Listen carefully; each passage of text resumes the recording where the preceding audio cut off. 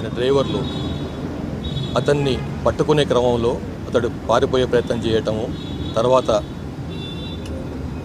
పారిపోతున్న క్రమంలో కత్తితో వీళ్ళని బెదిరించి వీళ్ళపైన ఛార్జ్ చేసే ప్రయత్నం చేయటము, తర్వాత మళ్ళీ పట్టుకున్నప్పుడు వీళ్ళని విదిలించుకొని కింద పడేసి మళ్ళీ పారిపోయే ప్రయత్నం చేస్తున్నప్పుడు ఈ చైతన్య కుమార్ డీసీపీ, తర్వాత అతని పిఎస్ఓ బిఎస్ఎన్ మూర్తి వాళ్ళు వదలకుండా ఆయన వెంబడి ఒక మోర్ దెన్ 750 మీటర్స్ అతన్ని చేజ్ చేసి అతని ఇంటిపైకి ఎక్కి ఇంటిపై నుంచి దుంకి అంత చేసినా కానీ వదలకుండా అతన్ని పట్టుకునే క్రమంలో మళ్ళీ ఆయన చేతిలో ఉన్నటువంటి మారణాయుధమైనటువంటి చాకుతో ఈ ఇద్దరిపైనకి ఛార్జ్ చేసి వాళ్ళని స్టాప్ చేసే ప్రయత్నం చేస్తున్న క్రమంలో చైతన్య కుమార్ అతని పైన ఫైరింగ్ చేసిండు.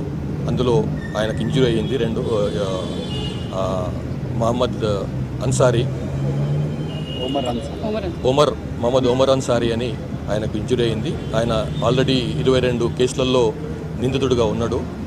పీడీ యాక్ట్ 2 సార్లు పీడీ యాక్ట్ పెట్టిండ్రు. తర్వాత రౌడీ షీట్ కూడా ఉంది కాలాపత్తర్ పోలీస్ స్టేషన్లో.